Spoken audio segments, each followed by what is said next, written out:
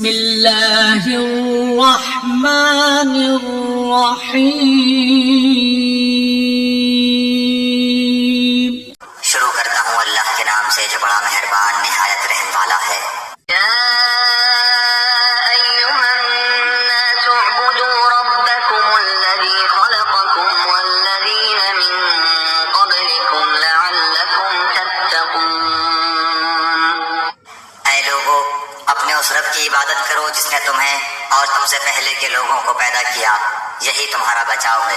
لوگو، اگرچہ قرآن کی دعوت تمام انسانوں کے لیے عام ہے، مگر اس دعوت سے فائدہ اٹھانا یا نہ اٹھانا لوگوں کی اپنی آمادگی پر اور اس آمادگی کے مطابق اللہ کی توفیق پر منحصر ہے۔